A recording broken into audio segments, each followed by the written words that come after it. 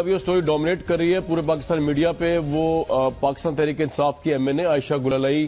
के इल्जामात हैं इमरान खान साहब के ऊपर। उन्होंने उन पर बदकिरदारी का इल्जाम लगाया, आर्टिकल 62-63 लगाने का इल्जाम लगाया और पाकिस्तान तहरीक इंसाफ को अगरचे उन्होंने छोड़ दिया है, लेकिन अपनी अखलाकी जिम्मेदारी पूरी करते हुए आयशा गुललई साहिबा ने जो है वो एमएनए की सीट नहीं छोड़ी।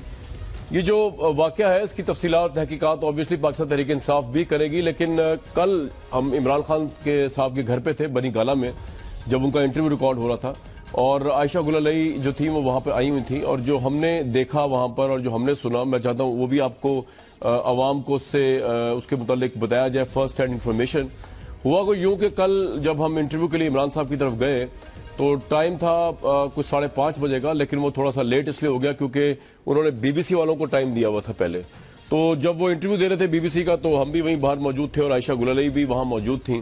तो इमरान खान साहब जो थे वो इंटरव्यू दे के बीबीसी का अचानक निकले अपने ऑफिस से और उनकी कॉरिडोर में से आगे मुलाकात हुई आयशा गुललई साहिबा से।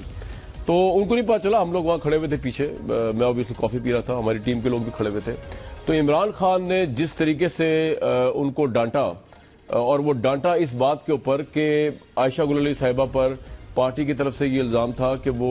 पार्लियामेंट के सेशंस को अटेंड नहीं करती और इमरान साहब जो थे उनको ये कह रहे थे कि मैं मेरिट के ऊपर चीज़ों को देखता हूं, मुझे आपके मुतालिक इतनी शिकायतें आ रही हैं, मैं किस किस के आगे आपको डिफेंड करता फिरूं इस मुद्दे को लेकर। तो ये इमरान साहब का जो एटीट्यूड था वो मुझे तो बड़ा मतलब हम बाद में ये डिस्कस करते रहे, मेरी टीम के लोग भी वहां खड़े हुए थे कि जिस तरीके से वो उनको डांट रहे थे वो ये लग ही नहीं रहा था कि वो इस चीज की बुनियाद पर डिस्टिंग्विश कर रहे हैं चीजों को कि कोई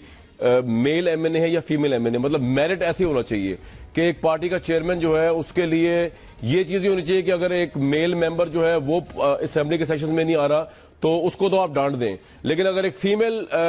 एमएनए से आयशा गुललई साहिबा जो है रिस्पेक्टेबल हमारे लिए, वो अगर कोई कोताही कर रही है तो उनको जो है ना डांटा जाए और उस पर जो है कवर अप किया जाए। तो हम ये डिस्कस कर रहे थे कि इमरान साहब जो है उनका जो मेरिट का पैमाना है वो बड़ा हार्श और बड़ा सख्त है और उसमें वो जेंडर की तमीज नहीं करते और जिस तरह उन्होंने कल हमारे सामने बल्कि बहुत से लोगों के सामने उनको डांट रहे थे पार्टी डिसिप्लिन की खिलाफ वर्जी करने पे आयशा साहिबा को और असेंबली का सेशन ना अटेंड करने पे और लोगों की शिकायतें आने पे, तो ये चीजें तो बड़ी एग्जाम्पलरी होनी चाहिए थी। लेकिन आज जब आयशा गुललई साहिबा का इल्जाम सामने आया है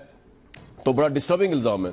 वहां पर यह बात भी हो रही थी कि शायद वो टिकट के हवाले से कोई बात करी है, वो तो खैर मैंने नहीं सुनी, लेकिन जो हमने खुद सुनी और हमने खुद देखी वो इमरान खान का पार्टी डिसिप्लिन के ऊपर उनकी ठीक ठाक क्लास लेना था जो कि एक चेयरमैन को जिस तरीके से लेनी चाहिए बिल्कुल उसी तरीके से उनकी ले रहे थे। लेकिन उसके बाद आज जो है वो ये सारा मामला आया सामने, तो इस पर ऑब्वियसली तहकीकात भी होंगी और इस पर इमरान साहब भी अपना वर्जन देंगे और इस पर पाकिस्तान तहरीक इंसाफ को भी इन्वेस्टिगेशन करनी चाहिए कि ऐसा मुद्दा क्यों उठा कि एक रिस्पेक्टेड एमएनए जो है वो इतना बड़ा इल्जाम लगा रही हैं पार्टी के चेयरपर्सन के ऊपर।